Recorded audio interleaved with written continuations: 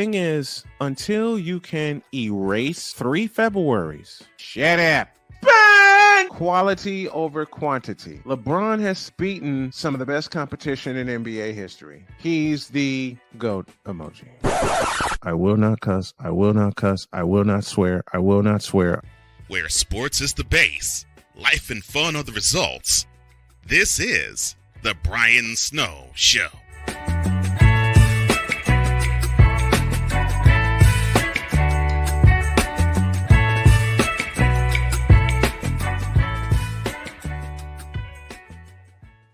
Well, good afternoon, everyone, and welcome to the Friday edition of the Brian Snow Show. Happy to have y'all with us. This is my third show of the day, and I got one more coming this evening. And one of the guests that I had planned has not responded. I have the feeling he got swamped. It was Mike Debate, man in charge of Locked On Patriots, your daily Patriots podcast.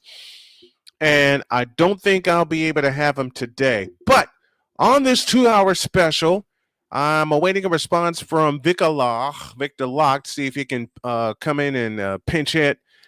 And also, hour 2 of this show, yes, this is 2 hours, I will have the lovely Annie Delre to join me here this afternoon. But while I'm waiting for some confirmations to come in, I want to speak on the Philadelphia 76ers.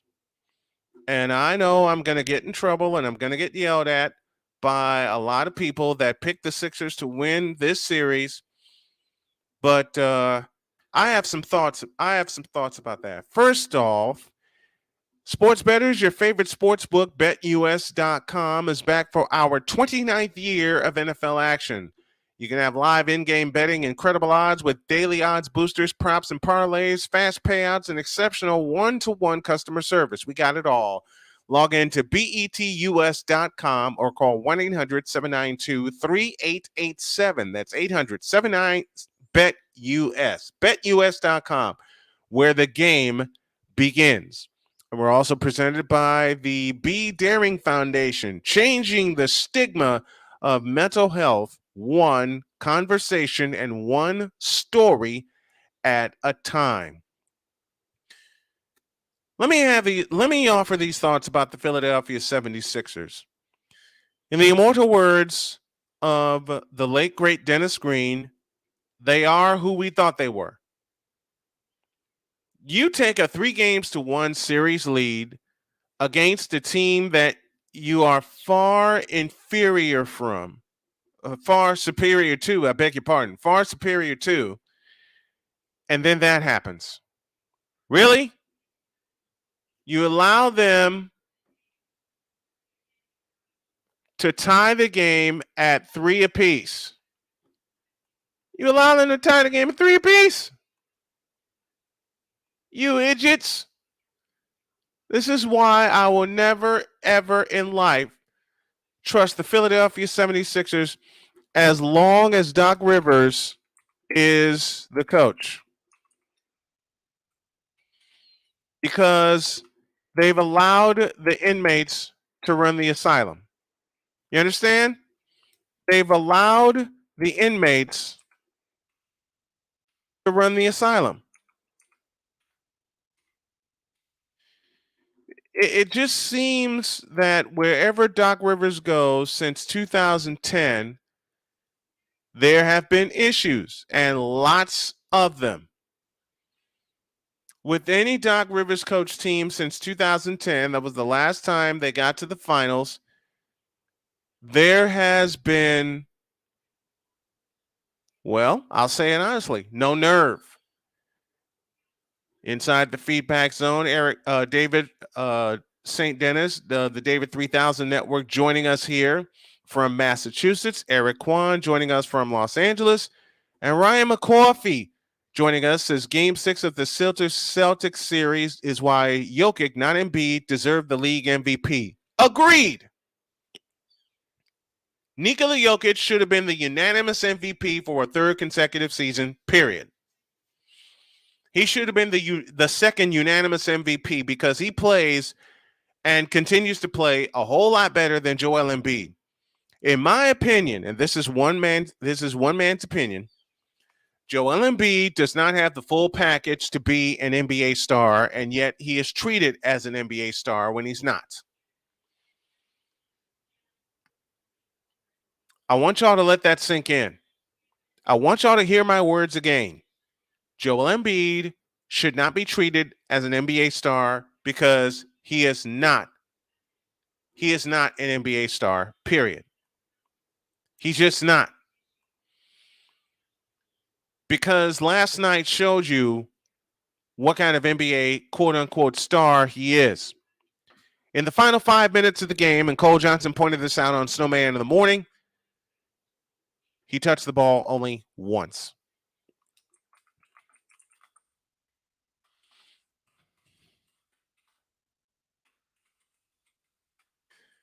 Let me say that again. In the final 5 minutes of last night's what should have been a closeout game, he only touched the ball once. Here's Victor Locke joining me from Chicago, pinch hitting for Mike Debate this afternoon. What up, Vic? How is it going, Snowman? I am doing great, my friend. It's always Very good. it's always a pleasure to have you with me. All right, let's get into this. And I know you haven't paid attention to the NBA, but you and I shared this thought that Nikola Jokic of the Denver Nuggets should have been the runaway MVP this year. Yeah. When in fact they gave it to Joel Embiid because he whined and bitched and moaned, saying he got robbed last year when Jokic was the best player last year. Well, we always say this: never let facts get in the way of a good story. Ain't that the truth? And Joel Embiid is the feel-good story that everyone needs. So therefore, we're not gonna let the stats and the facts get in the way of that. So this is what you get. And I hate that. I absolutely hate that because last night showed us who the MVP should have been, and it should have been Nikola Jokic in a runaway. Well, in a freaking runaway. Well, let's put it this way: the regular season MVP is one thing, but the main goal is the Finals MVP. That is the main goal. And the Denver Nuggets, after the way they blew out the Phoenix Suns last night, oh boy, they're going to be a tough out for either the Lakers or the Warriors to finish the job. And I so want the Warriors to win tonight. Do I see it happening? Honestly, no. But doggone it, if they win tonight and win Sunday, because Game 7 would be Mother's Day, there's your feel-good story right there. I was gonna say, like, you're actually saying the Warriors may not win tonight? They're gonna win. I just feel. All right, I'm the king of conspiracy theories, so let me have this conspiracy theory. I feel the Warriors are going to get even with what happened in 2016. I would like that to happen. I would like that to happen when they got royally screwed. I would like that to happen because it was so doggone blatant what happened in 2016, and 2016 was a screwy year if you think about it. Wasn't it? From the presidential election that we will no longer speak of to the Cavs coming from a 3-1 deficit, coming back to win the finals, and then of course in October 2016, you got that. Yeah. You got that. Of course, you're speaking about a certain Chicago team finally winning the World Series. Riddle me this. I got a funny story about that. Riddle me this. Why did Joe Buck get more excited when the Cubs won it all than when the White Sox won it all in 2005? Wait, say that again. Why did Joe Buck get more excited? Oh, he was on the call. Why did Joe Buck get more excited with the Cubs winning than the White Sox winning? Because even being first in the world, we're still the second team in the second city, basically. Just look at it this way. Even in 2005, when we won it all, right? People still weren't really taking it seriously. No, they were not. And it came to us winning the division 2006. unfortunately we couldn't finish it off. But we the still came. The Detroit Tigers just got hot. All right, let's just be real. The Detroit Tigers kicked our ass. Detroit, they were a beastly team. They were. The Detroit. Listen, I got much love for the Detroit Tigers. The Detroit Tigers kicked our ass. But when you talk about teams, and I'm pretty sure the Mets feel this way too. Yep. When you're the second team in the city, people don't really give you the type of shine. You know, because if you think about it, New York is always going to belong to the Yankees. Yes. Just like Chicago's always going to belong to the Scrubs. Yes, exactly. Just like Chicago was always going to belong to the Cubs, and I don't know why. Because older team. Really? Older team that's been choking for years? Chicken bones galore, but oh my God. Like 2003 doesn't serve as a reminder of what happened to them. They ran a man out of town. Think about that. A man got run out of his hometown because he grabbed a ball that was in his right, mind you. It was in it. Yes, it was. Because we need to explain this. It was within his right. We need to explain this because a lot of people seem to have confusion about this rule. Right. When it comes to foul ball or home run ball, if the ball is still within the field of play and the fan goes into the field to grab it, reaches into the field, that's interference. And that's an automatic total interference. Right. But if the ball is past the wall and the player has to reach into the stands, it's fair game. You get in where you get in. It absolutely is fair game. For that at bat, for that hit, that was in the stands. It was in the stands, and Moises Alou had to go into the stands to try and catch it. Now, big ups to Moises Alou to put in the extra effort. Right. Big ups to him to put in the extra effort. But it was not interference. He had to get in where he fit in. And you still had Alex Gonzalez. If he turns in that double play, then that's a pennant. Right. Then the foul ball doesn't mean anything. If Alex Gonzalez turns that double play, that's a pennant. Period. Right. And the whole thing's easy. Now, when it comes to 2016 with the Kang and the Warriors, dear God, I said this before. Yes, Draymond Green he's got some growing up to do. And he's got to do it fast. Yeah. But 2016, I ain't gonna lie, he got goaded into that swipe. Yeah, he did. Because LeBron waited for him to fall over on a loose ball and then stepped over him. There was no need for you to step over it. In fact, it's more dangerous to step over a player because they're getting up from a on the ground position.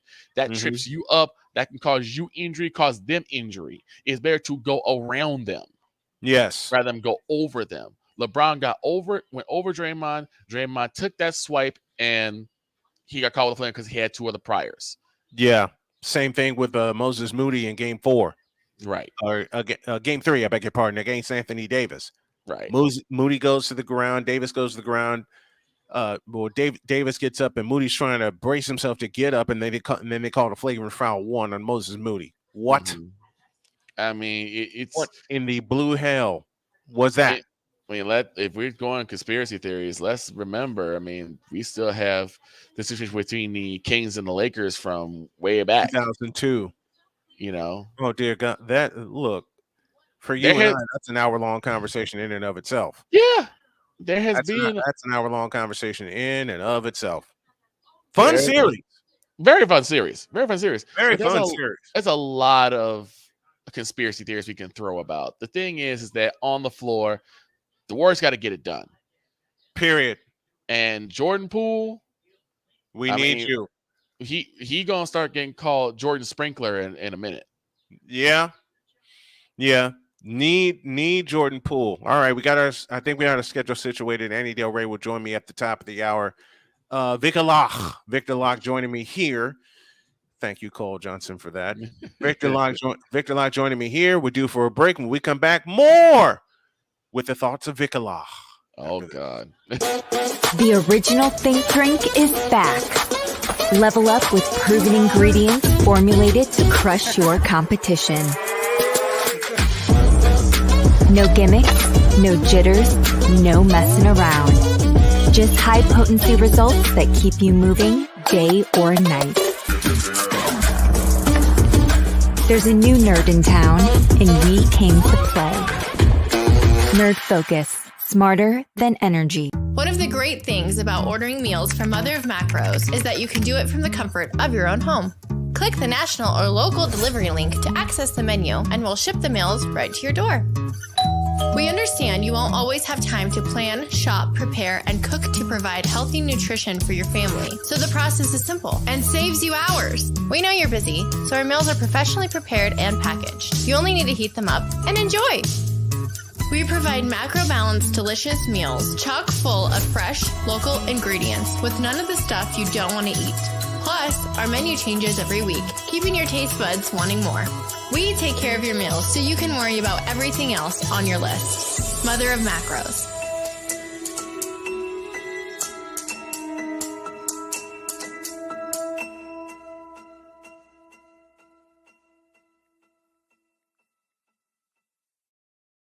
This planet has been great to me.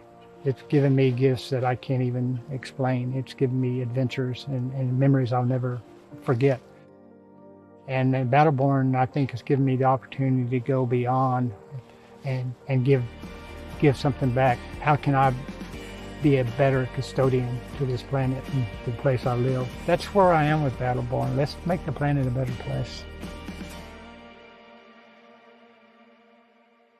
Here's an important message from the Diabetes Solution Center. Do you like pricking your fingers to test your blood sugar levels? No one does, but it's important to maintain your health. And now, by wearing a small remote device called a continuous glucose monitor, or CGM, you don't need to prick your fingers anymore. It's easy to use and helps you make more accurate diabetes treatment decisions. If you are testing your blood sugar 3 or more times daily, injecting insulin, or using an insulin pump, call the Diabetes Solution Center right now. And if you have Medicare or most major insurance coverage, you may be able to get a new CGM at little to no out-of-pocket cost. Shipping is free, and we'll even bill your insurance company for you. If you are testing your blood sugar 3 or more times daily, injecting insulin, or using an insulin pump, call the Diabetes Solution Center right now to learn how to end the painful finger sticks and get your own continuous glucose monitor, or CGM, at little to no out-of-pocket cost. I'm in another lane, I'm a different breed. I'm everything you can never be. I'm next level. Next level. Thursday nights are wrestling night on CSTV. Tune in every Thursday night at 7 p.m. Pacific to see all the amazing Next Level Pro Wrestling stars on Thursday Night Throwdown on CSTVNow.com and the CSTV app on your Roku device.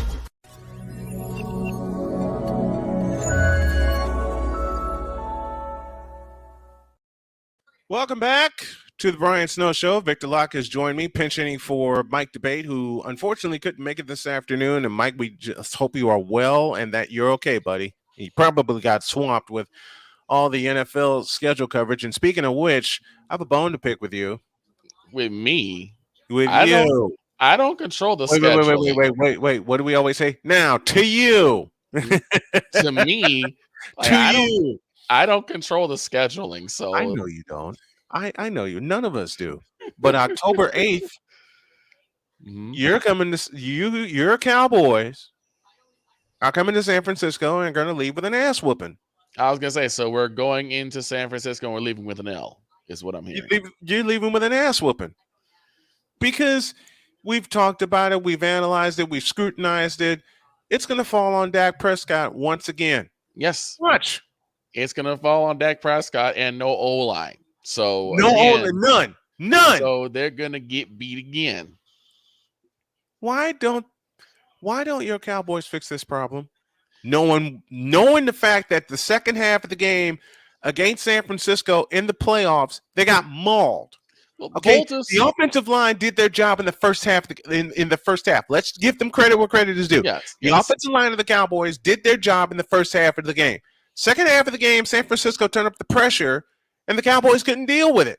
They got Mike Francesa. Thank you for this. They got mauled.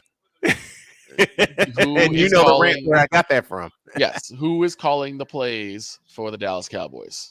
Pennywise. A dancing clown, exactly. I gotta know something. Where'd you come up with Pennywise the dancing clown? I Well, gotta know where you came up with okay. that. Well, everyone knows that Pennywise is actually the clown from the movie It, from Stephen Yes. King's It. Yes. He was known as Pennywise the dancing clown, and that's the visage that the creature known as It took Mhm. to basically bring kids and eat them. So when I heard that the Cowboys coach is named Mike McCarthy, I said there is no way I'm going to disrespect Ryan McCarthy Right. by letting him use that name. He has not earned the name McCarthy. Therefore, he will be known as Pennywise. And there's your salute right there from Mr. McCarthy. And he offers this, and I'm not going to repeat it. And then A Pizzle offers the salute to See, you have a character name now. You have an alter ego. Apparently so. And I don't even change the character. I just am me, but my name is now Vikala. And thank you to Cole Johnson for that. I should dress up as a vampire. That sounds like a vampire name, doesn't it? Vikala. A vampire in a Ricola commercial. I am Count Vikala. I am greetings. I am Count Vikala. They call me the Count because I love to count. But you got 3 or 4 different measuring sticks to see where the Cowboys are. Mention San Francisco, the defending NFC West champions. You got the Redskins twice. Of course, you got Philadelphia. You got Philadelphia twice, and plus, you get a much improved Giants team.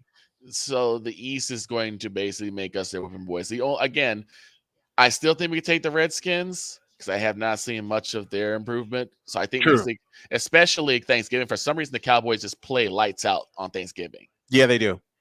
They do. I hope they do better at the end of the season because the mess that we threw out there for the end of last season against the Redskins is ridiculous. And you know where that mess started? It started in Jacksonville. Yes. When the Cowboys choked a 27-10 lead and lost in overtime, 40-34. Actually, I would say it started in Houston because Dallas should have destroyed Houston. Yeah, they should have blown Houston. They should have blown the Texans to bits. Especially this is after we destroyed Indianapolis. My apologies, Dr. K. Well, she saw that coming. Yeah, at the end of the third quarter, I kid you not. At the end of the third quarter, she saw that the Colts had the lead, and she rubbed my shoulder and she says, "Baby, I'm going to bed because there's no way they're going to hold on to this." And then I saw the start of the fourth quarter, and I said, "Wait for me," and went to sleep. Woke up. Her first question to me was, "How bad was it?" I'm like, "Baby, you don't want to see this score." You really didn't. And she says, "Come on, let me see, let me have it, because I know you got all the alerts, Mr. Sports Nerd." One of my nicknames in the house. I know you got all the alerts, Mr. Sports Nerd. Let's see it. I'm like, "Baby, I'm telling you, you really don't see this one." Nope. And then, of course, she gave me the white finger and goes, "Mister, I want the Colts score right now." Okay. You don't say no from that. No. When she points the finger and goes, "Mister," can't ignore that. So I showed her the score, and I showed her the Cowboys scored 33 points in the fourth quarter. Would have been nice. Let me get the right sound. Let me get the right sound ready here. Annie Delre will join at the top of the hour. For those of you wondering, Mike Debate was my original guest. He couldn't make it today. He got swamped with some things that he had to do. So, Mike, we just hope you're safe, buddy. When I showed Jody the score and how many points were scored in the fourth quarter, her word for word response was, "What the was that?" Yeah. I was going to say 33 points in the fourth quarter. 33 points. Would have been nice if we did that the divisional round of that same year. Yeah. Would have been nice if we could put a 33 on the 49ers when it actually matters. Last 2 years played the 49ers and couldn't come up with a win. But you also go to Buffalo week before Christmas on December 17th. That's a 4:25 kickoff. Yeah. And y'all got to face Josh Allen and the Buffalo Bills. Yeah. And the Buffalo Bills are starting to make some noise. Yes. So that does concern me. It should. The thing is that for every step backward the Cowboys have made, all other teams said we're going to take a step forward. And to me, the boogeyman for the Cowboys, at least, is the Eagles. Yeah. The Eagles are the boogeyman right now. And you joined me on my draft coverage the night of the draft, and oh my Lord, did they clean up. Yes. They cleaned up in the draft. They did what I don't think a lot of teams do. Right. Is even after a championship game, whether they win or lose, they got better. They said what That's needs the to be scariest addressed. thing. Yes, they're like, what need to be addressed? How do we fill these holes? And then they went out and filled the holes. They went out and filled them. And the other team that filled them was San Francisco. San Fran. Because they picked up 3 undrafted free agents for their offensive line. And the one I'm looking at the most is Manning out of Hawaii. 6'2", 296. And I made a comparison to an offensive lineman that you're familiar with, Jesse Sapolu. Yeah. I think he can play all 3 positions on the inside. I think he can too. I think Brock Purdy is going to be like in Fort Knox because I really don't see the O-line having problems. No, I don't see it either. I don't see it either. And also with the 49ers, Javon Hargrave is a free agent, and the 49ers said, come on down. We got you. And honestly, Christian McCaffrey is going to be sitting real pretty. This might be a contract year for him. The 49ers are going to cough up money for Christian McCaffrey. Yes. they're going to cough up money for Christian McCaffrey. He did extremely well. This past. And plus, they protected him. He was not injured. The last 8 games with San Francisco, that's the key. They protected him. They absolutely protected him, unlike Carolina. Right, unlike in Carolina, where he was always on the IR. Right. He was always hurt. 2 years. So now Christian McCaffrey has an O-line that can run block, that can help him. I mean, heck, it can help him pass protect because apparently he can throw touchdowns too. The triple play against the Rams. He threw a touchdown, he caught a touchdown, and he ran for a touchdown. I didn't think that was possible, but yeah, here we are. So you guys are sitting pretty in San Fran. Would it be surprising to you if we see Philly and San Francisco in the NFC Championship again? No. It wouldn't surprise me either. To me, the only dark horse I would say could possibly make a little upset that would probably be Detroit. Will probably be the Lions. The Lions, because they're getting a lot better. I don't see anyone in the South doing anything. Nor do I. Because the Buccaneers are still dealing with the hole that they have with the absence of one Thomas Edward Patrick Brady. Dear God, don't you ever mention that name to me again. Let's take a break. When we come back, Victor and I will look at the AFC and see who improved there and who got worse. Back in a minute. Boy. Hey, y'all. Snowman here. Catch me, Cole Johnson, Wise El Jefe, and the usual cast of characters as we bring it to you every Monday through Friday at 8 a.m. Eastern. It's called Snowman in the Morning with Cole Johnson, and it's right here on CSTV and CSTVnow.com. Join us, won't you? The original Think Drink is back. Level up with proven ingredients formulated to crush your competition. No gimmicks, no jitters, no messing around. Just high-potency results that keep you moving day or night. There's a new nerd in town, and we came to play. Nerd Focus. Smarter than energy.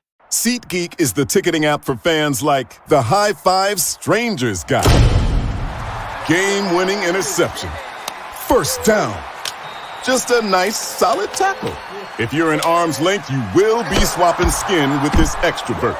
You see, he knows SeatGeek got him a great deal on tickets, so he can focus on what he does best, smacking palms. SeatGeek handles the tickets to sports, concerts, and more, so fans can fan. This planet has been great to me. It's given me gifts that I can't even explain. It's given me adventures and memories I'll never forget. And Battleborn, I think, has given me the opportunity to go beyond and give something back. How can I be a better custodian to this planet and the place I live? That's where I am with Battleborn. Let's make the planet a better place.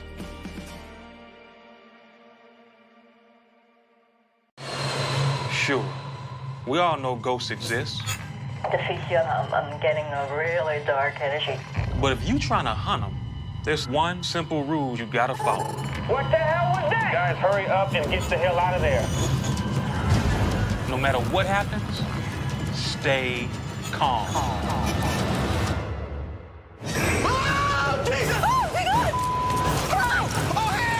Hey, Matt, what's up? Okay, that's a balloon. It looked like it was a demon. Wow. We be fly for nothing. We be fly for nothing. O-E-O, mucho. Run it. So where are we going? A haunted pinata shop. What? An old Korean brothel. Oh, Lord. A funeral home in Compton? Yeah. You don't like us, do you? It's business. I get fly for nothing. I roll with O-P-O. Official paranormal operations, baby. We got infrared cameras set up all over the place. Whatever's in there, we're gonna get to the bottom of it. Y'all down with it? What the is this? I have robot strapped to my abdomen. What the hell is going on? Are you with us right now? You okay? Guys, we got action. I feel like something's in here. Don't nobody want you with us. Man, they got some going down in there. It could be a succubus. Suck you, huh? It's an energy that feeds upon you in a sexual way. Like, Not with the teeth like that? oh, yeah. We be fly for nothing. All right, investigation's over. This bitch is haunted as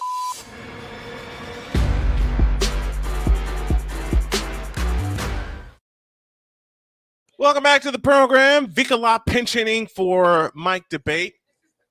Man, what are you leaning on? Oh, I'm sitting on the ground right now. Oh, okay. I'm Okay, sitting on the floor there right we now. go. There's the buff man we call Vikala. Victor Locke joining me from my hometown of Chicago.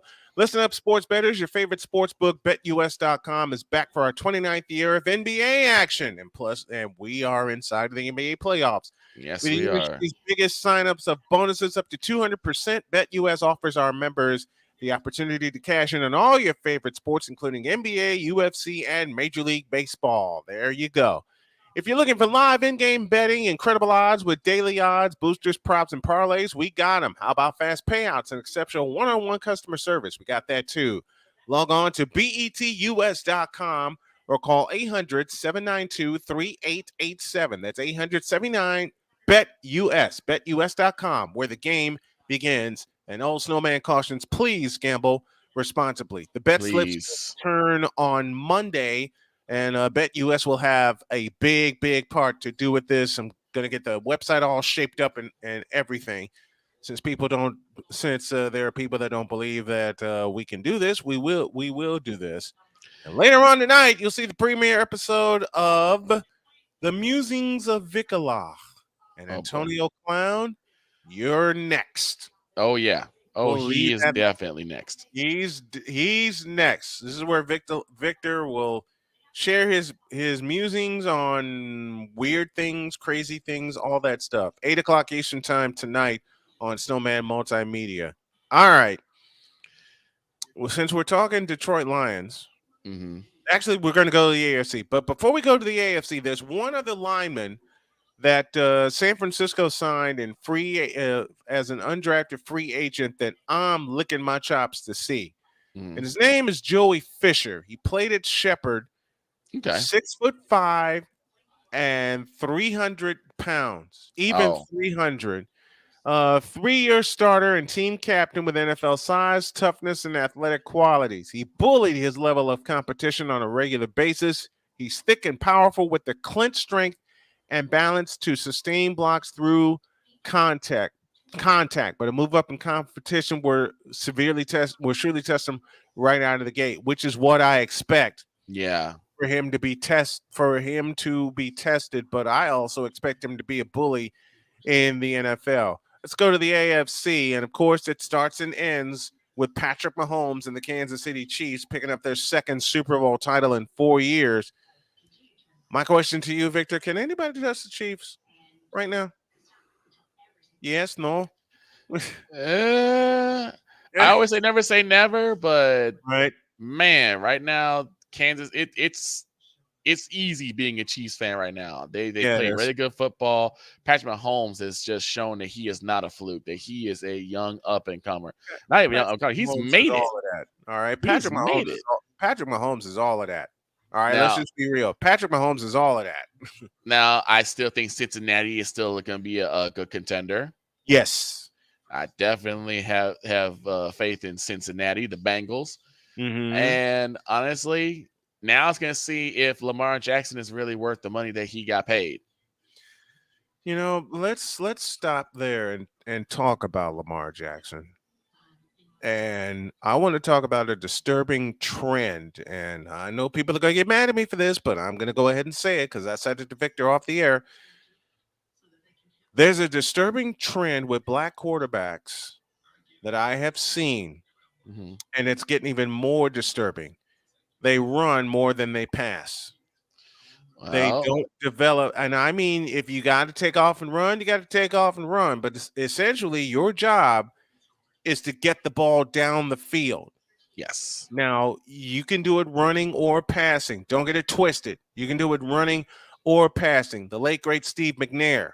Yes. All right, as one of my examples, just one.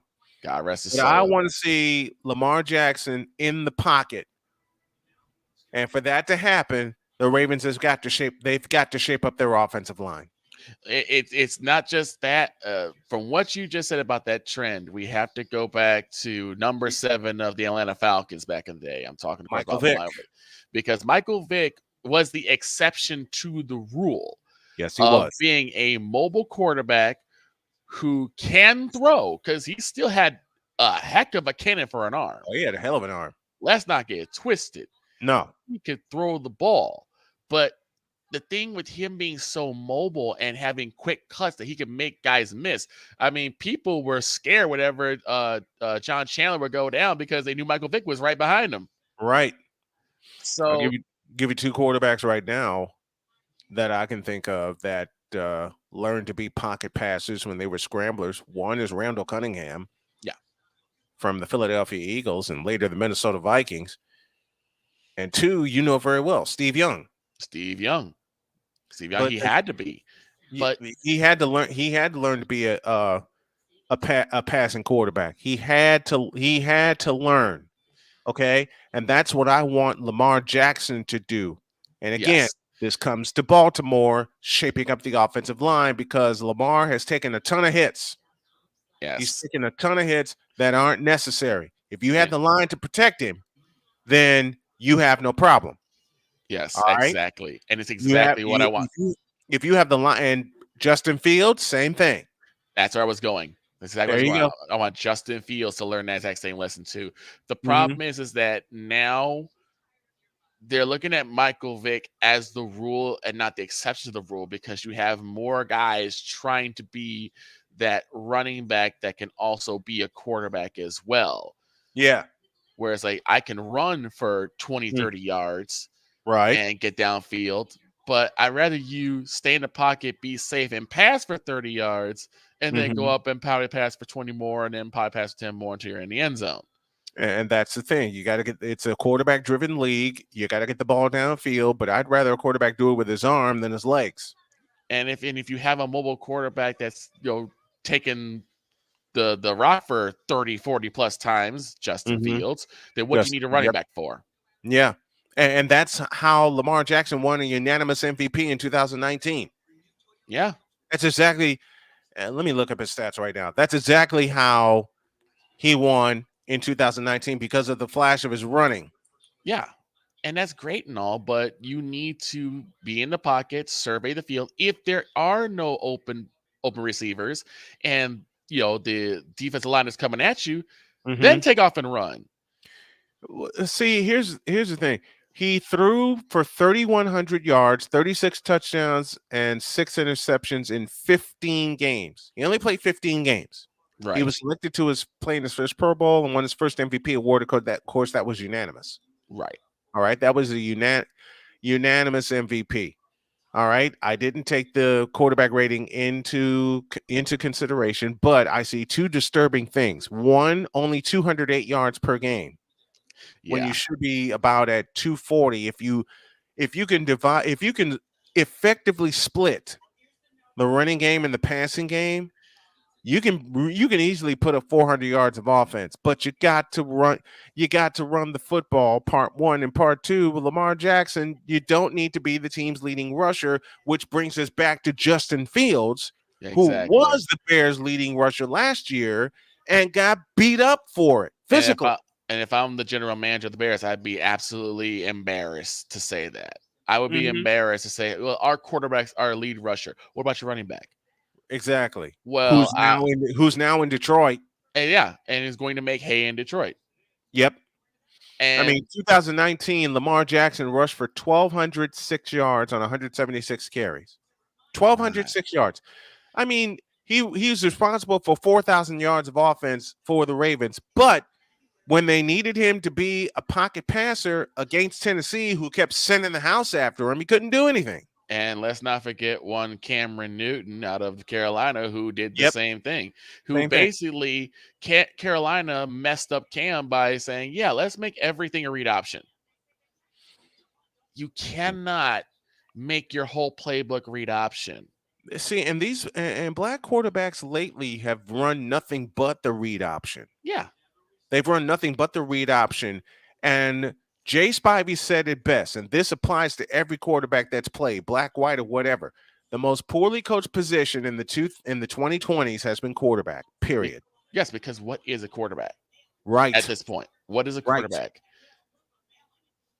Because it's either throw long bombs and don't worry about the running game, or become a glorified running back and get beat up. And I'll put it this, Justin Fields, if I ever see you throw a block as reckless as that one, I don't mind you throwing blocks to help your teammate out. Yeah. But you don't throw head first blocks. You're just looking for a concussion. You're looking to get yourself killed. You're just looking for a concussion. I think the other thing also, though, is that the quarterback position is always being viewed as a soft position because you can't really touch him. You can't really go after him really heavily. Thank you, Tom Brady. Thank you, Aaron Rodgers. And speaking of the AFC, the Jets finally got ayahuasca. What do you do now? Who bleeping cares? What do you do now? I mean, I'm looking at Justin Fields' stats. He threw for 2,200 yards, 2,242 with 17 touchdowns, but he also ran for 1,143 yards, which is a Bears record. Love that fact, but you need a workhorse running back. Period. What do you call it on Snowman in the Morning? A bell cow running back. Bell cow running back. You need a bell cow running back, and the Bears traded him. They let him walk. Yep. One hand washes the other when it comes to running game, and Absolutely. passing game. Because you get the running game going. If the defense cannot stop the run game, they can't defend the pass because the play action is always going to be a problem. Yep. Which brings me back to your Cowboys. Exactamundo. We had Zeke. You had Ezekiel Elliott, but you missed the last 3 years you were there. You misused him. Yes. You misused him. You had him blocking for Tony Pollard, but you didn't give Zeke the ball. Hey, have you seen our running back Ezekiel Elliott? He actually played center and got run over by Dre Greenlaw. What needs to happen is it's going to have to be a league-wide shift. Yes. Of how it used to be. I know people say this is old school mentality. There's a reason why it's old school, because it worked. Yes. Get your running game going. Get really good, sound, strong running backs. Yes. Thank you. Get Roger Craig, anyone? Roger Craig, Emmitt Smith, Barry Sanders, Walter Payton. Real Thurman Thomas. Thurman Thomas. We got it. Marshall Faulk. Marshall Faulk. Absolutely. Edgerrin James. All right. Adrian Peterson. Before injuries caught up to him. These positions still exist and should still be respected. You know, a position that's not respected, but only employed by a few teams. Fullback. Fullback is another one. Tight end is another. All I gotta say, I've been asked so many times, who's the best tight end in the league? Well, there's 1 and 1A. 1A would be Travis Kelce. Yeah. Because the man knows how to run routes. All right, let's just be real. Yes. The man is a complete tight end. But a guy who's also a complete tight end, but loves to hit people, the animal, George Kittle. George the Animal Kittle. If you can have two tight ends that play the position perfectly on both sides of the ball, one with blocking, one with running, you have George Kittle on one side and Travis Kelce on the other. That's a fantasy championship waiting to happen. Yep, and it's really sad for the Bears, because the Bears were known for having really great running backs: Thomas Jones, James Allen, Cedric Benson, Matt Forte. And that all started with who? Walter Payton. And after him, Neil Anderson. Yep, and you also had amazing tight ends. Yes. Desmond Clark and Greg Olsen. Emory Moorhead, if you want to go back to the 85 Bears. Yes. Emory Moorhead. Speaking of great tight ends, your Cowboys, Jay Novacek. Thank you. Jay Novacek. I'll give you another one. Same era with my 49ers, Brent Jones. Yes. And I think that's, like I said, it's going to be a league-wide shift of going back to hard-nosed, old-school smash-mouth football, where the running game goes first, get off the bus running, tire out the defensive line, because they're going to blitz. Yes. You know they're going to blitz. All the time. That's when play action comes into play. You make them pay by opening that soft middle, and a really good quarterback can just drop dime after dime after dime right in the middle. Montana did it for years with Roger Craig as his running back, and Steve Young did it for years with Ricky Waters. And Troy Aikman with Michael Irvin. And Emmitt Smith. And of course Darryl the Moose Johnston. The Moose Johnston. As the fullback, and the 49ers had who? Tom Rathman. And later on, William Floyd. Yes. William Floyd. It can be done. I mean, yes, it can. Derrick Henry, King Henry in Tennessee. Give him a fullback and watch how much he runs. Go back to the I formation.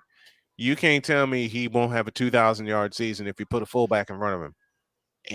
It's crazy to me how we have really, in a way, ruined how football used to be played.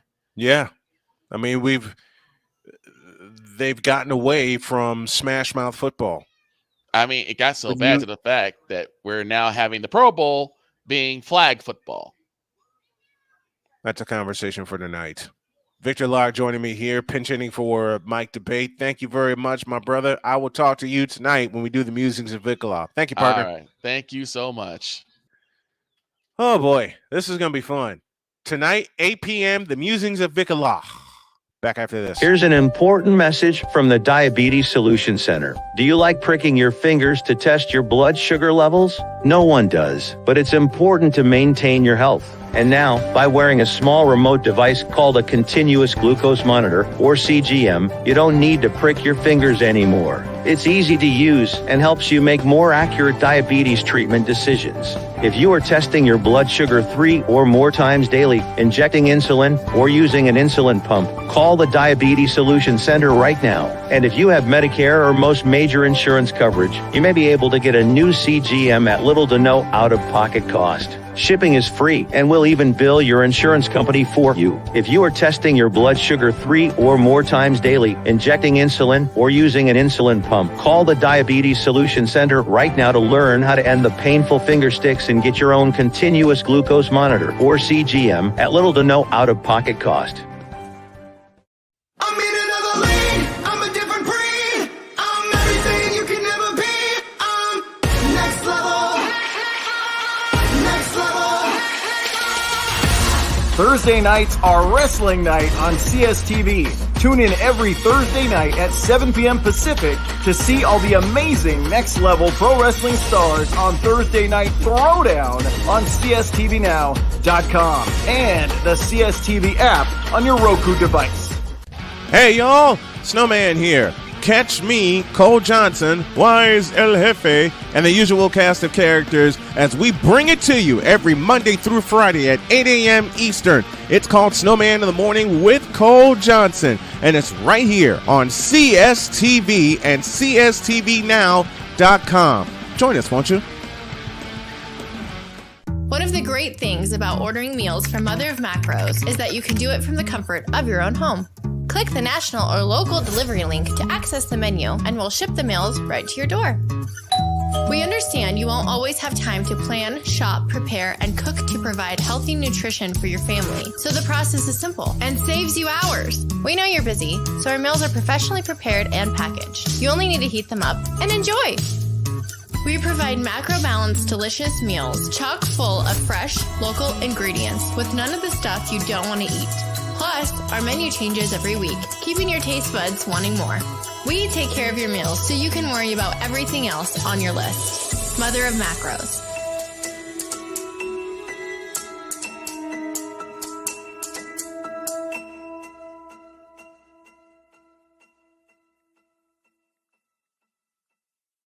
SeatGeek is the ticketing app for fans like the High Five Strangers guy. Game-winning interception. First down. Just a nice, solid tackle. If you're in arm's length, you will be swapping skin with this extrovert. You see, he knows SeatGeek got him a great deal on tickets, so he can focus on what he does best, smacking palms. SeatGeek handles the tickets to sports, concerts, and more, so fans can fan. All right, hour one is complete. Thank you to Victor Locke for joining us, or Victor Locke he has become known as. We're going to sign off from CSTV. Want to thank y'all for joining us. But for those of you watching on YouTube and LinkedIn and Twitch and others, Annie Delre will join me. And we're going to talk a lot of ish, a lot of it. All right. Thank you to the folks on CSTV and the folks on our radio stations for joining us. That's the end of hour one. Hour two will come your way shortly. Thank you, everybody.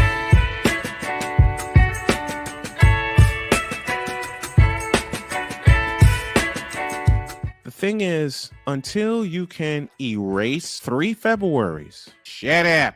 Where sports is the base, life and fun are the results. This is The Brian Snow Show.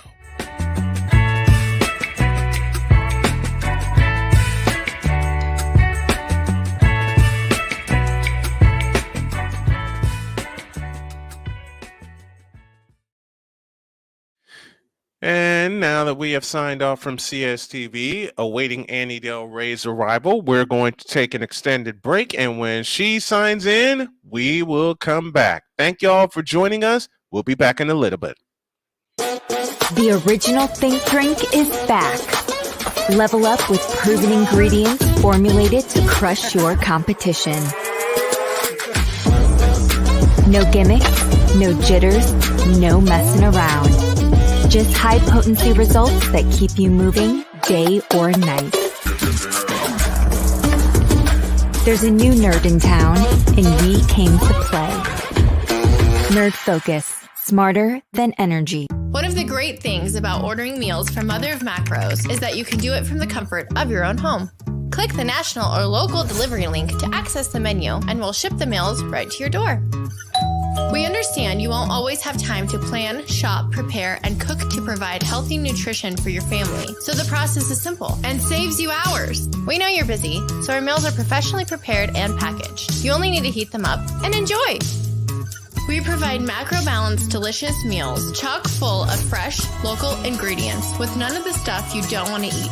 Plus, our menu changes every week, keeping your taste buds wanting more. We take care of your meals so you can worry about everything else on your list. Mother of Macros.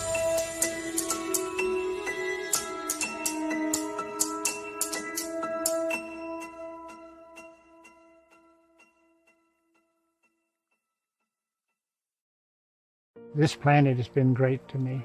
It's given me gifts that I can't even explain. It's given me adventures and memories I'll never forget. And Battleborn, I think, has given me the opportunity to go beyond and give something back. How can I be a better custodian to this planet and the place I live? That's where I am with Battleborn. Let's make the planet a better place. Here's an important message from the Diabetes Solution Center. Do you like pricking your fingers to test your blood sugar levels? No one does, but it's important to maintain your health. And now, by wearing a small remote device called a continuous glucose monitor, or CGM, you don't need to prick your fingers anymore. It's easy to use and helps you make more accurate diabetes treatment decisions. If you are testing your blood sugar 3 or more times daily, injecting insulin, or using an insulin pump, call the Diabetes Solution Center right now. And if you have Medicare or most major insurance coverage, you may be able to get a new CGM at little to no out-of-pocket cost. Shipping is free and will even bill your insurance company for you. If you are testing your blood sugar 3 or more times daily, injecting insulin, or using an insulin pump, call the Diabetes Solution Center right now to learn how to end the painful finger sticks and get your own continuous glucose monitor, or CGM, at little to no out-of-pocket cost. Where sports is the base, life and fun are the results. This is the Brian Snow Show.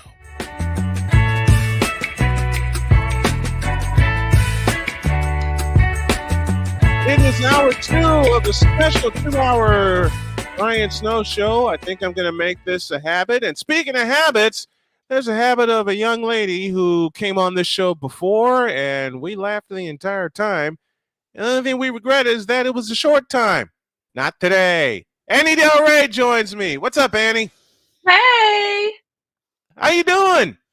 Can you hear me okay? Yeah, can hear you just fine. Now we can't. I think you muted yourself by mistake. Oh, no.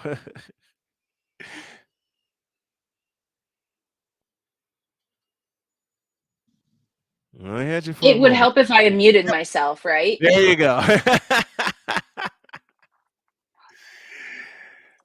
The fun fights with technology that we both have had.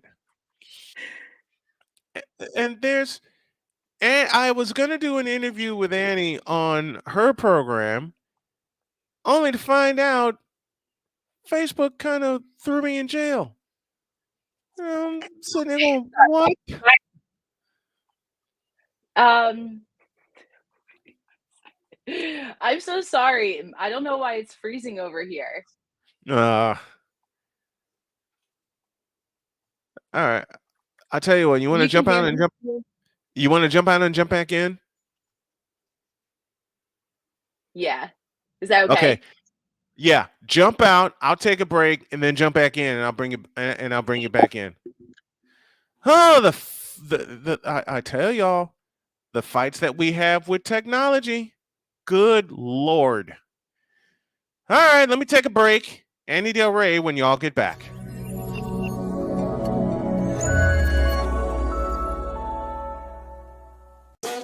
The original Think Drink is back.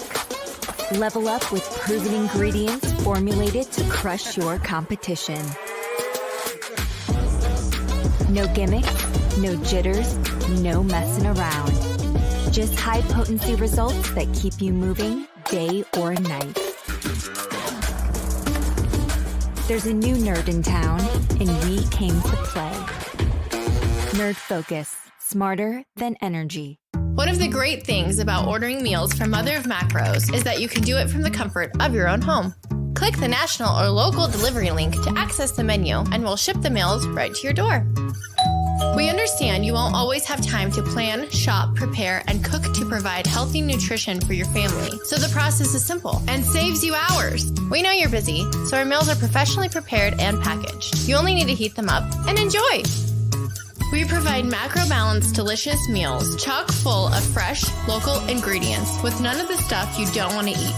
Plus, our menu changes every week, keeping your taste buds wanting more. We take care of your meals so you can worry about everything else on your list. Mother of Macros.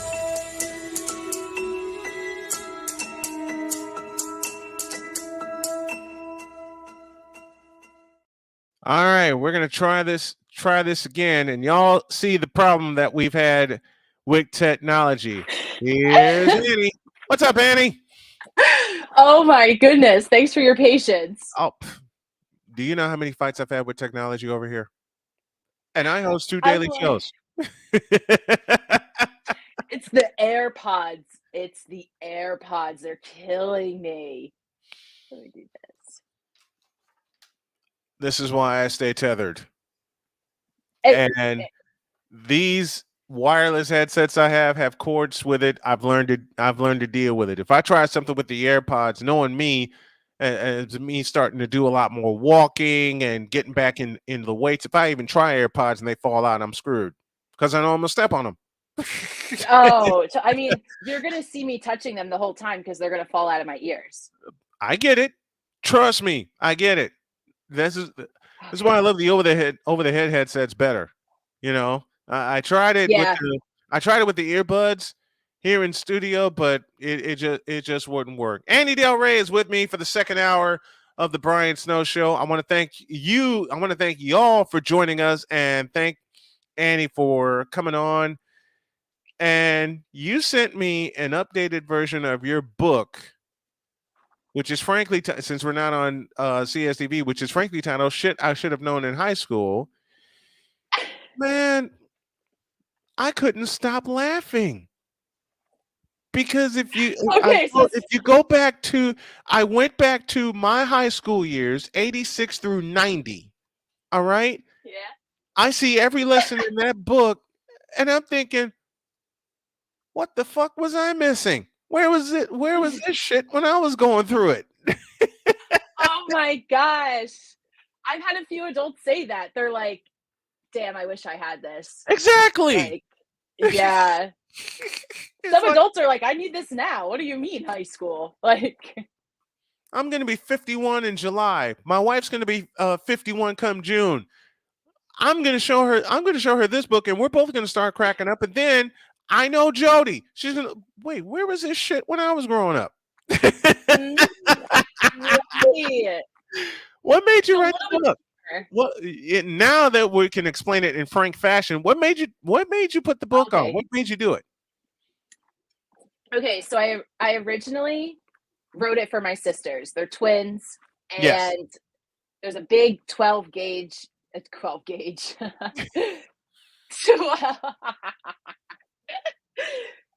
12-year age gap. Here we go. You may as well call it a 12 gauge with that kind of a gap in front of it. You may as well call it. I don't know what's wrong. I don't know why that was like a Freudian slip. No. It's just twisted tongue. Just a little twisted tongue. No, a lot of twisted tongue, all right? And plus, you've been running around in meetings all day, as have I. Okay. Yeah, we've been talking a lot today. Yes, we have. Now we're talking here on this unedited hour. Okay. Yeah, this is a fun environment. Though, This is I feel like I don't have to be all. Yes, it is. Yeah. Yes, it is. Oh boy. You wrote it for your. You originally wrote it for your sisters. Then what? Let's take it from there. Because I got to hear Yeah, this. so they were freshmen, and I was Mhm. like, and they're in Jersey, and I'm in California, so I was like, all right, I'm gonna word vomit everything that I would have told them in these 4 years, Right. and some of it I had already said to them. Like, Yes. I'm pretty open with my sisters. If I Uh-huh. mean, you see the book, so Mm. obviously very open. And um, a few years went by because this is 2019, I believe. Yes. 2019, yeah. And Mhm. then a few years went by, and I was like, you know what? I asked my sisters first if they were okay with it, and they were. And I was Yeah. like, I want to share this with the public. I've Mhm. By that time I had worked with around 500 people, and I realized adults are going through this. Yes. Their kids are going through it, but these adults are going through this. Mhm. And I think this book is hilarious. I had so much fun writing it. Why not make it public? Like Right. Amazon makes it so easy. Why not? Yes, it does. Yeah, Amazon does So make it easy.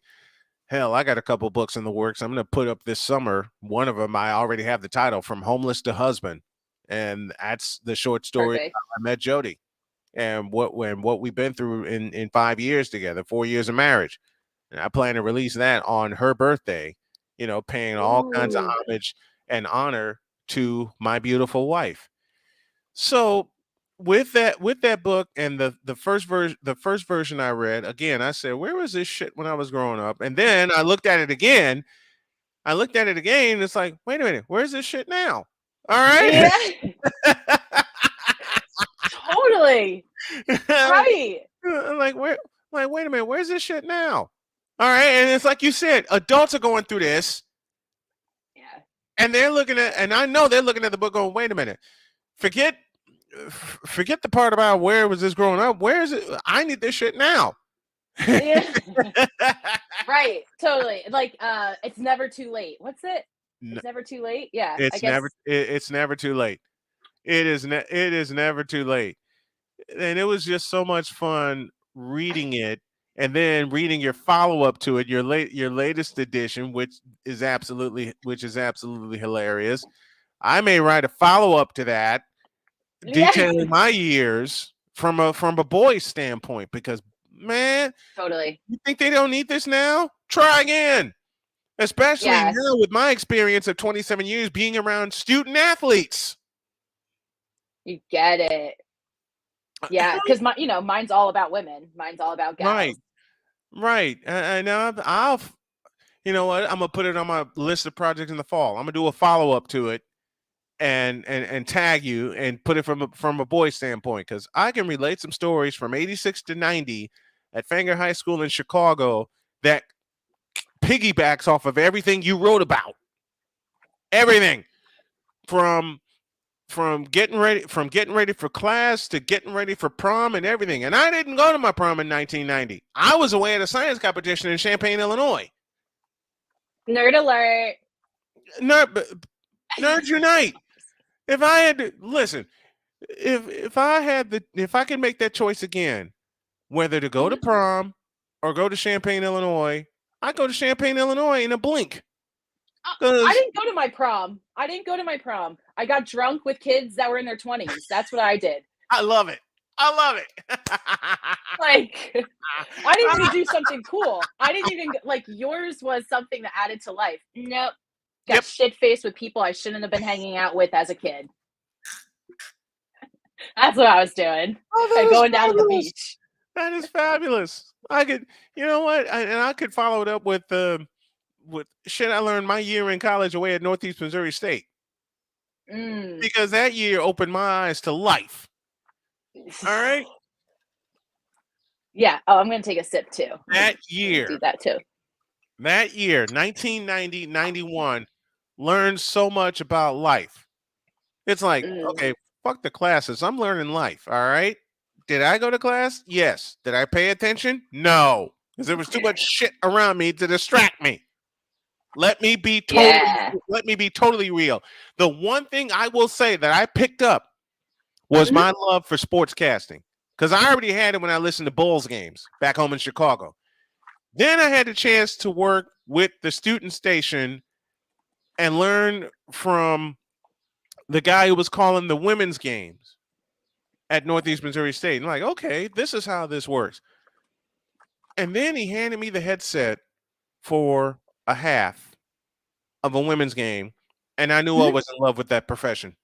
I knew it. Never want to stop. Yeah. I knew it. If I Got a learned taste. anything, I learned. If I learned anything, I learned that sports journalism was going to be me. I just didn't know how. If I was going to do it via the pen or via the microphone.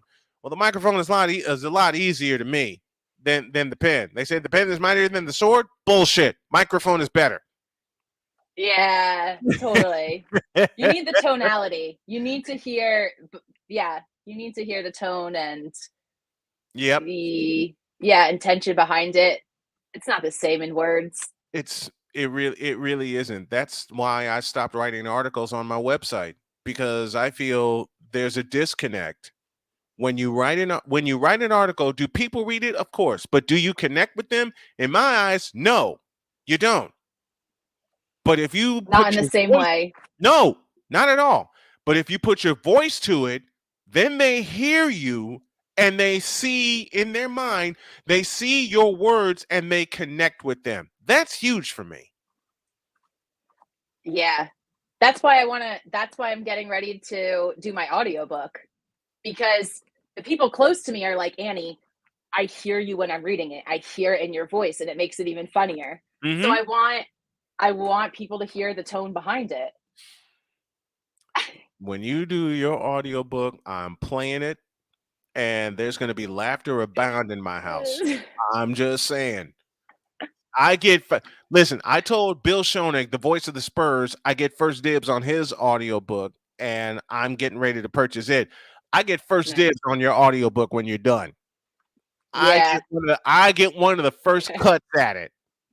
So I know when I'm driving somewhere doing deliveries while my wife's at work, I can throw that on and just laugh like crazy to get through the day.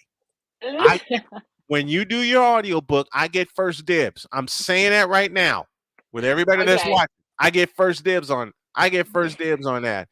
So you had that, you get that book out, and what were the first reactions you got to it when you released it?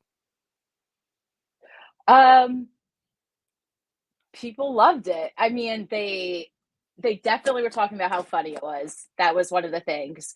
And actually, I'm pretty sure every single one of them said, I wish I had this book in high school, and I'm glad I learned it now. And no joke, like every single one of them just said, or if they say, like, this is before they read it, they're like, I want to give this to my 13-year-old. Do you think it's okay for a 13-year-old? And I say, yes, but there's cursing. That's all I'm telling you. I think this is appropriate for all kids.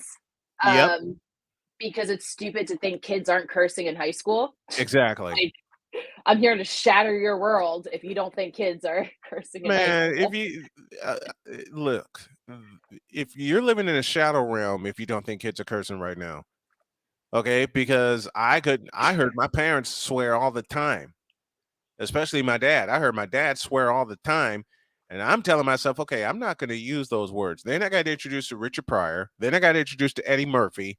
And then in 1992, and actually take that back, 1990, I got introduced to George Carlin. And you were never going back. That was it. Never going back after him. That was it. I love Richard Pryor and I love Eddie Murphy. Don't get it twisted. They are two of my all-time favorites.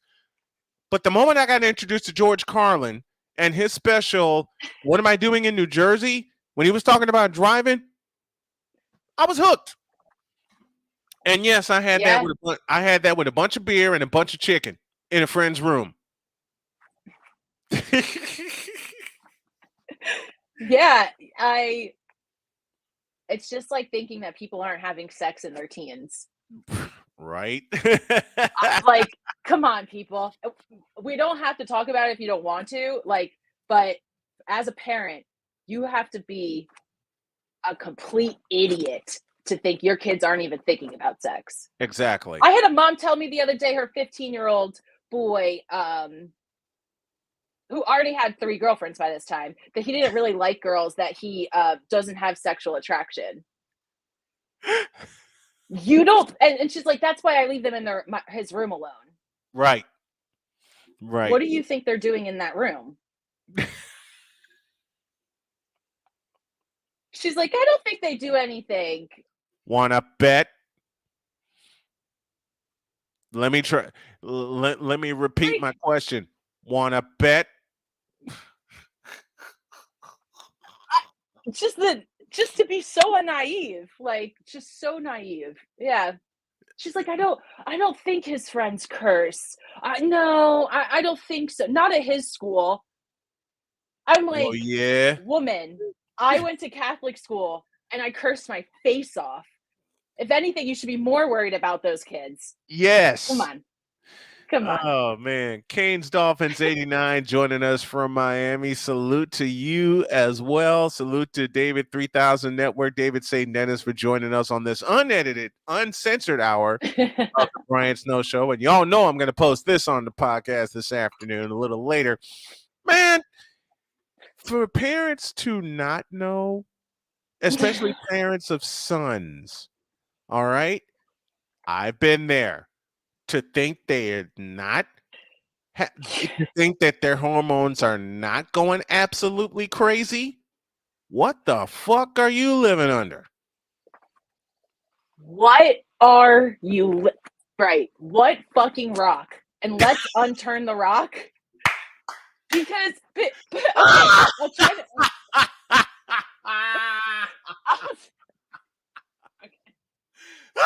I'm gonna try.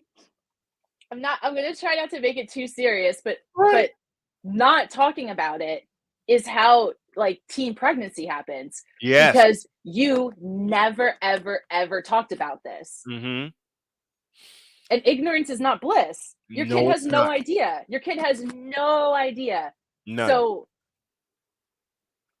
and I'm not saying that's the worst thing in the world because Right. it's literally not the worst thing in the world. But Right. the idea is you're a fucking idiot for putting your head in the sand as opposed Thank to you. like having that communication with your kid. Because these are children. They're Right. they're making adult decisions. Mm-hmm. You know what my dad did before I took my physical? The day I took my physical before my freshman year, Dad drove me to the doctor, and the doctor like took us in, and he said, "There's something else that you need." I said, "Okay, what's this?" He whipped out a box of condoms and handed them to me. He didn't hand them to my dad. He handed them to me. And he said, and the only 4 words he said, "You will need these." I looked at my dad and he looked at me, and all my dad said was, "Listen to your doctor." We walked out, and both dad and I are laughing our ass off the ride How home. can you not? I mean, we were just cracking up.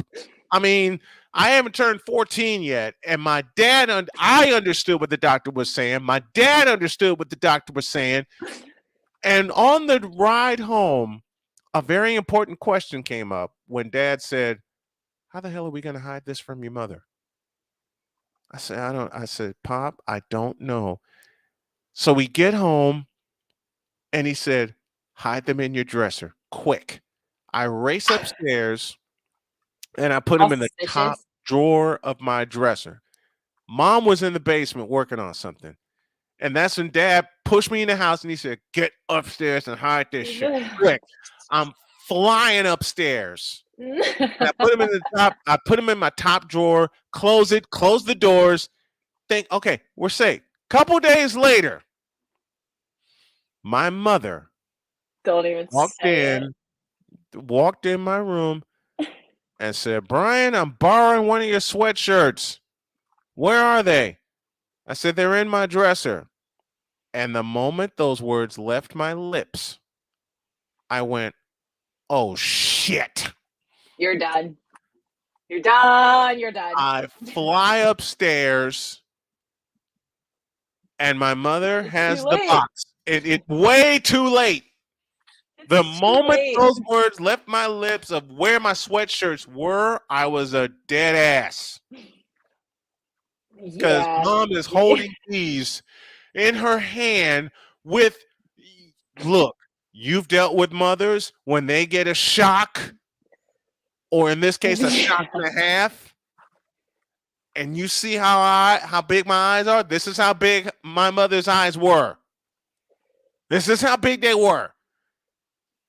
And she just looks at me and narrows her eyes and goes, "What the hell are these?" And at that point, my dad had come upstairs. Oh, And it's no. yeah, my dad had come upstairs, and as soon as my mother said, "What the hell are these?"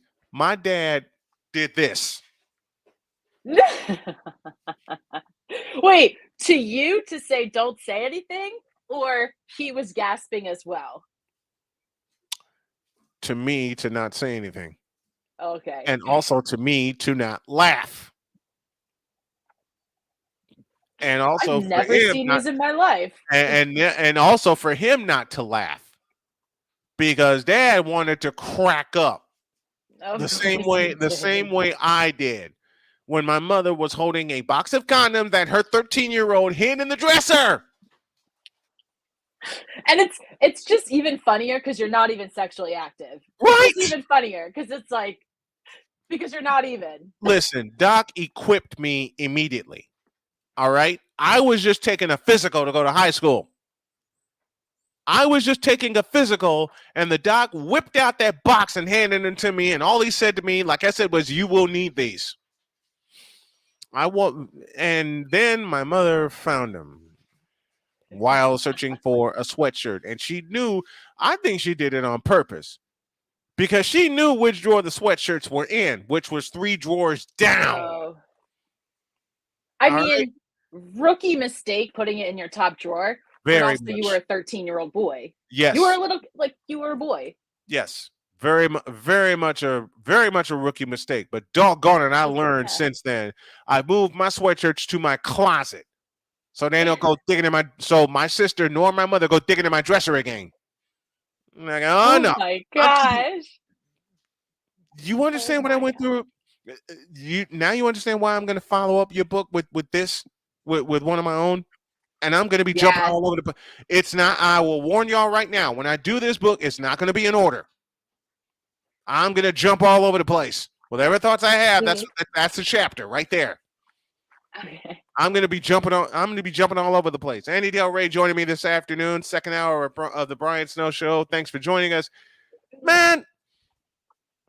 That book was so hilarious with everything. Wait, was there anything so far that you were like, "What the hell"? All of it. Yeah. It's okay to stand up for yourself, even to your teachers. Holy fuck, where was that? Yeah. That right there is that's one of the things that got me. It's okay to stand up to your teachers. It's okay to stand up for yourself, even to your teachers. Yeah. 1989, I wanted to. Because my English teacher, when I was in an advanced class at Chicago State University, I was in an advanced class where my English teacher drove me up a goddamn wall. I mean, yep. And you've had those kind of teachers. You and I have both gone to Catholic school, me for grammar school. They drive you berserk. Yeah, total power trip. Total power trip. And you want to say something. See, here's the rock and the hard place for me. When I was growing up and I went to Catholic school for grammar school, you want to say something, but then you think about my parents would kick my ass if I fought back. Yep. Totally. Oh yeah. Yeah. My mom wouldn't have been cool with it. But also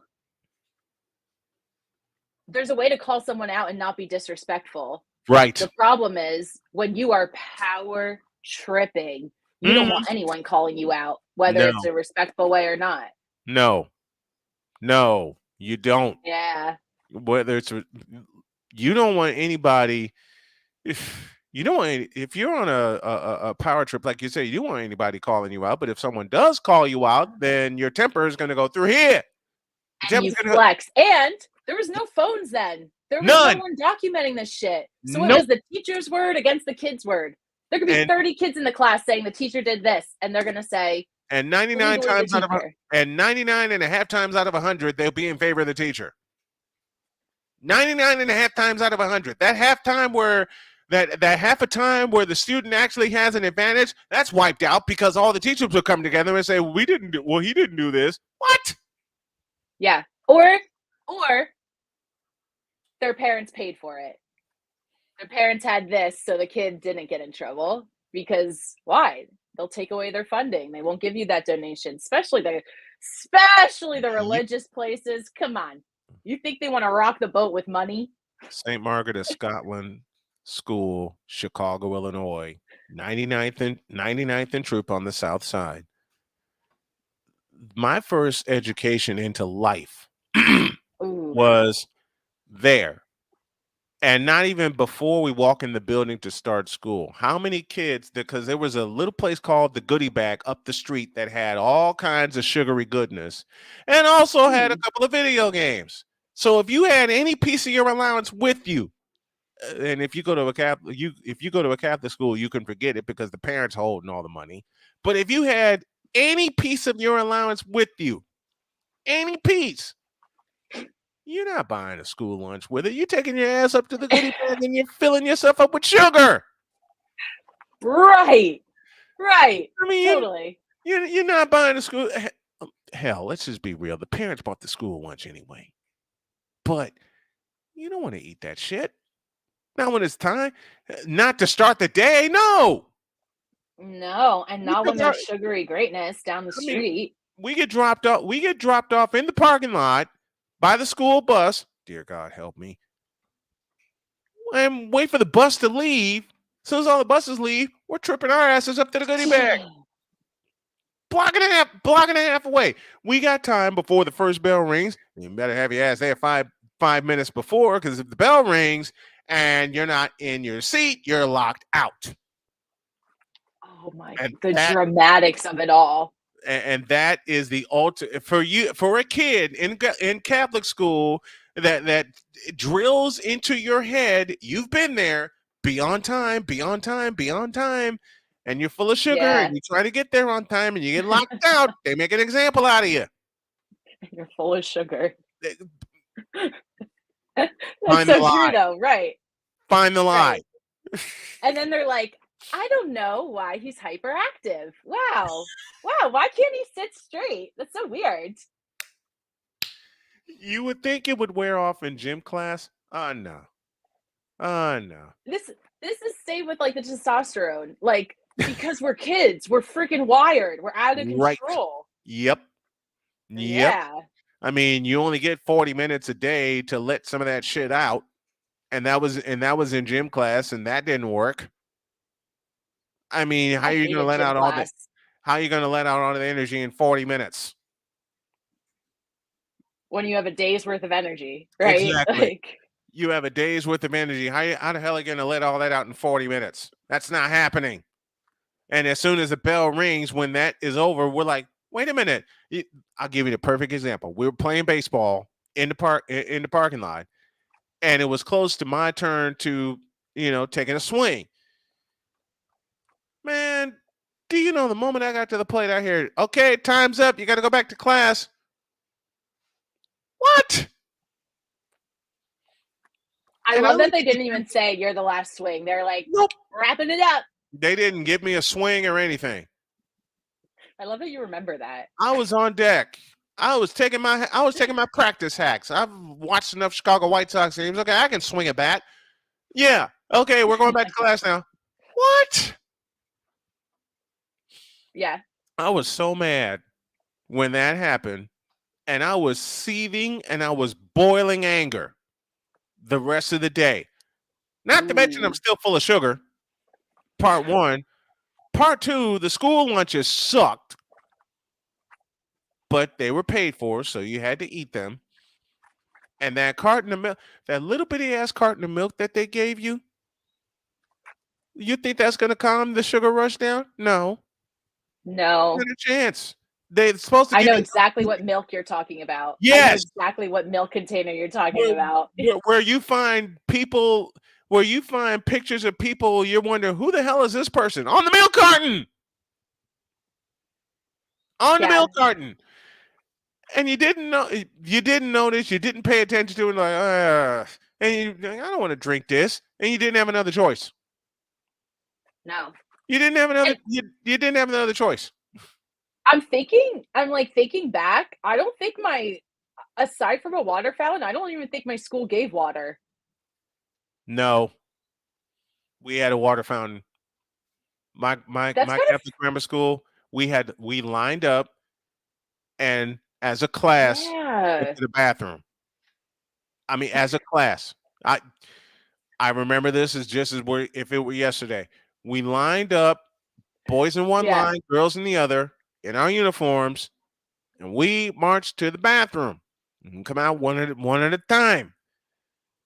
Go back into class, and you only get recognition if you're the first one seated. 2.5 minutes of escape from class. 2.5 minutes, if that. Everyone goes. Yeah, at once. I mean, what are you gonna do for those 2.5 minutes? All those little kids. Oh my gosh. What are you gonna do for 2.5 minutes? You're full of sugar. You're hungry. You don't want to be there in the first place, but you have to be there. Yeah. And your tuition pass is when it was time to pay. When it was time to pay the tuition, your tuition was your pass in the class. Because your receipt is pinned on your uniform. With us, your tuition receipt was pinned on your uniform. That was your tuition pass. If you didn't have a tuition pass, you ain't getting in class. And we're all sitting there. We're all sitting there. Wait a minute. Where's this guy? Where's that guy? Oh, he didn't pay his tuition. Oh, hell. Isn't that so messed up? God loves everyone, but not the people who don't have money. Exactly. Exactly. They can't be here. Nope. God loves everyone. The church is open to all except for the poor people. Except for those of us who couldn't make the tuition payment on time, right? Freaking jerk offs, right? So you're full of sugar, you're angry, you're annoyed, you want to run around and wear an uncomfortable uniforms because my uniform wasn't comfortable. I know that. Mine sure as hell wasn't. Mine sure as hell wasn't. Hell, I had freaking bell bottoms because I got incorrectly measured for my pants. You have to write this book. You have to write this book. I got incorrectly measured for my pants. My parents gave them one measurement. The school gave me another. Guess who won that fight? It wasn't my parents. It wasn't the parents. It wasn't my parents. Like I said, my parents measured me one height in my pants, and then the school gave me another measurement. Yeah, guess who won that fight? And the worst thing of all, and my wife is cringing but giggling as I tell this one, the school pictures. Ooh. One of the worst things of all, the school pictures. The one day you're actually allowed to be out of uniform. The one day you're actually allowed to be out of uniform. And they bring in a photographer who has no idea what the fuck he is doing. None. No idea whatsoever. And they want to rush through this, get all the pictures taken, and do it within a couple of hours. And you got 8 grades worth of pictures to take. Yeah. You want to get all that done in a couple of hours? Sorry, not happening. He winds up staying there the whole day, and when it was your turn to take the pictures, you weren't smiling. You cringed. You had this kind of smile on your face that you take when you take your driver's license. Like, will you take the damn thing, please? I'm not holding this smile anymore. Yes. Yes. I mean, will you? I remember. I'm like, will you just take you hold the smile, and the photographer says hold that smile, and the whole time they're getting their film ready, they're checking their buttons and everything like that, and the whole time you're thinking, take the goddamn picture.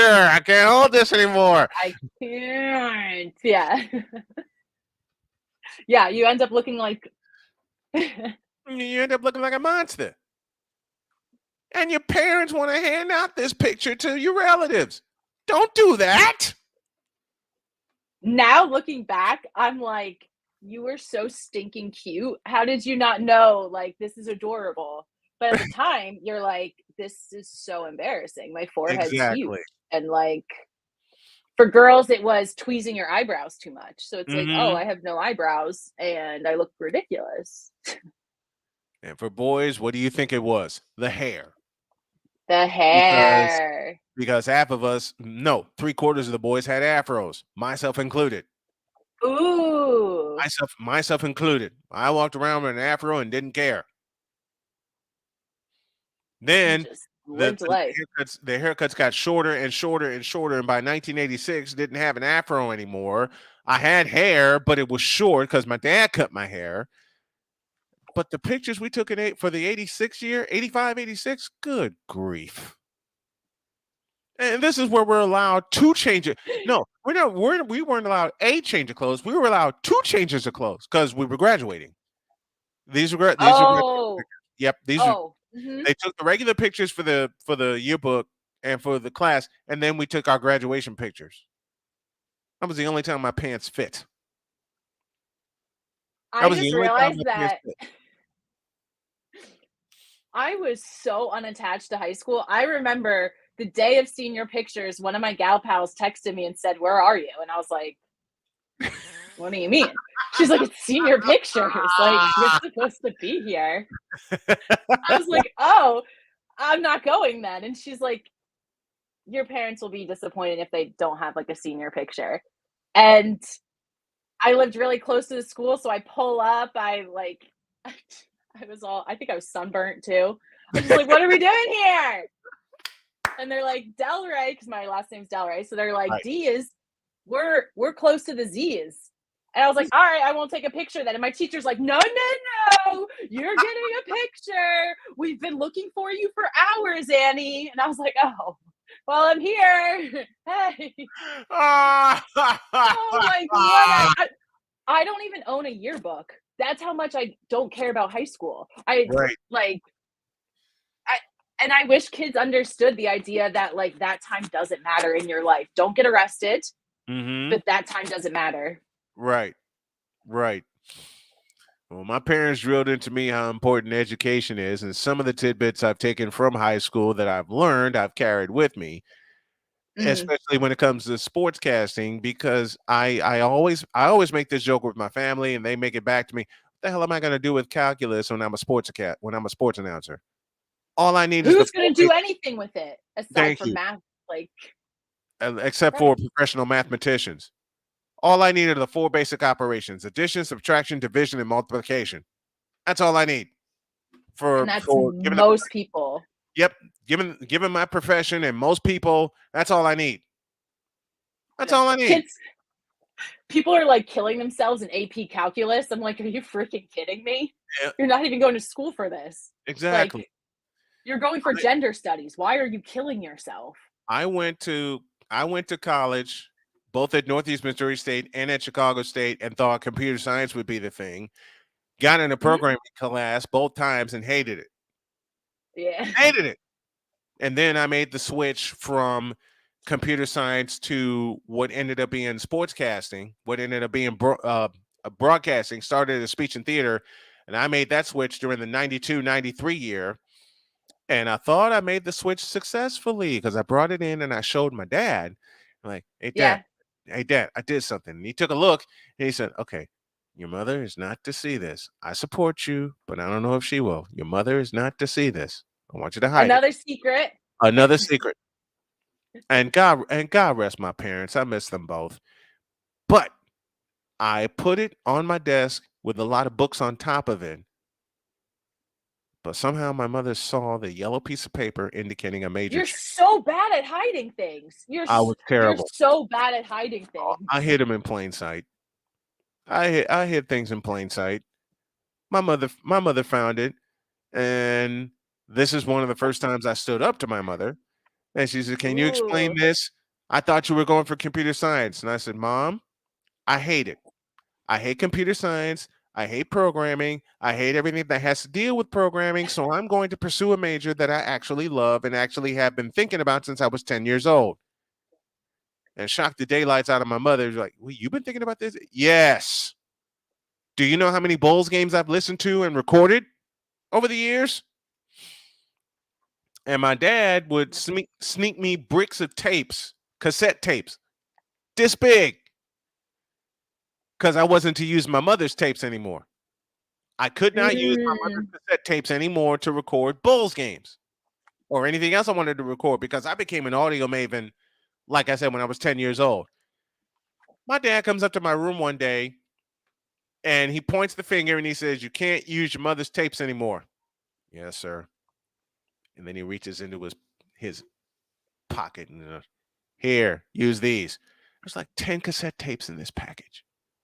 He's a good man. That's a good man. I miss Pops. I miss Yeah, Pops. he's definitely out for his son. He's definitely was a He was good boy dad. he was really, really supportive of what I do. And the only regret that I have is before he left, before he passed due to prostate cancer, that I couldn't share the mic with him in the booth calling a baseball game. Because he and my grandfather were the first ones that got me hooked on to baseball. I love this chapter that I'm looking at right now. It's okay and God. actually really fucking smart to go to community college first. I wish I'd have known that in 1990. I wish it was encouraged. And now that there's AI, Yep. I think people should be going to trade school. Yeah, I agree with that. I think agree. that should be something people, because for whatever reason, there's a stigma around it of like trade school. Yeah. No, it's a fucking trade. That's the point. That's the point, that you'll be in need, that people need your special like skills. Yes. I'm going to Yeah, develop definitely. I'm going to develop something similar to the Dan Patrick School of Broadcasting, but I'm going to focus on sportscasting. I'm going to start getting that. I'm going to start getting that out there. Because I don't think AI could do broadcasting either. Meaning, well, I mean, like literally, I guess it could, but the idea of the whole point is to hear a human explain it. Yeah, that's the whole point. And people are so scared that jobs are going to be out because of AI. They're like, "Man, do you have a skill that no one else can do? Do you have a skill that AI can't do?" That's how you solve that problem. That's how you solve that problem. Wow, you have to learn a new skill? Holy crap, you have to continue using your mind? Wow, your life is so hard. You have it harder than anyone else ever. You have to grow as a person? What the fuck? I know. I'm like, we need to be solution focused, people. Come on. Like, come on. Yeah. Would you say that? Would you say those again, please? I love that. Would you say? Which part? Yeah. You have to learn a new skill? What? Oh my, you might have to read another book? Oh my, you have to take a free class online? Did you take yourself on camera? Because I love the way you said that. That's why I wanted you to do it again. Oh my God. You learn a free you have to read a free book? Are you kidding me? Oh my gosh, I know. Just the idea of like, no, it's worrisome you're 45 years old and you haven't read a book since high school that was required. There's more than The Catcher in the Rye. Like, I don't have time. I don't have time to read a book. Do you have time to listen to music? Okay, then you have time for an audiobook. Exactly. And I'm just audiobooks are the wave now. Audiobooks are the thing. You know, yeah, 'cause and podcast, right? and podcasts like this one. Jody got me hooked on audiobooks. And the series she got me hooked on, which got me hooked on the Audible permanently, was a series. It's the in-depth series with Eve Dallas and Rourke. And she said, "You're gonna listen to this, and you're gonna love it." Like, okay, man, I can't tell you how many times I played those books. 52, Wow. Yeah. 52 of them, over and over and over and over. And someone would ask Jody, "Did you get your husband hooked on it?" Yep, he got hooked on Audible. I hooked him. I got him. Yes. Because you realize this is so convenient. There's no excuses. And you can walk around with a earpiece in your ear and listen to said audiobook and still continue to do what you need to do and just go from there. And you pick up a lot of lessons that way. That's what Jody's doing to start her coaching business. She's learned a lot, and I'm so proud of her. She's like, "Look, I'm going to listen to this. Go for it. Go for it. Like, go for it." And Right. I'm in her corner. Whatever she wants to do, whatever she wants to learn. Hey, no complaints from here. Go with it. If you feel it, go with it. That's what I tell her all the time. If you feel it, go with it. And she said, "You won't be mad at me?" I'm like, "Baby, listen, you are improving yourself. This is what you want to pursue. And if you feel it, go with it. If you don't, you'll stop." Yeah. I'd be mad if you didn't go for what you wanted. Mm-hmm. I'm like, "Baby, go for it." That's what we're doing. Look, we have an attitude of us against the world, period. No one expected us to make it. No one expected me to beat pancreatic cancer and kick it in the ass. Surprise! I'm still here. Bitches. Bitches. What was our phrase? Cancel me, bitches, if you don't like it. I can't forget. Exactly. I can't remember the first time you said that, and I was rolling. I forget why it was for two. Just my sass in general, probably. It worked. It worked.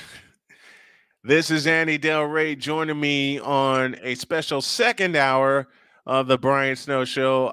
Thank you, sis. I love you for coming on. We got to do this again soon. When you get situated, we're going to launch a weekly show. Thank you for coming on. I appreciate it.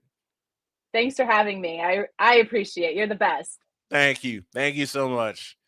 Speaking of thanks, my executive producer is Cole Johnson. Our in-studio producer is the lovely Dr. K. And I want to say to my family, I love y'all for putting up with my broadcast schedule, and I love y'all for being patient with me, and I love y'all for supporting me. And to Dr. K especially, you mean the world to me, honey. Goodbye, y'all. See you Monday.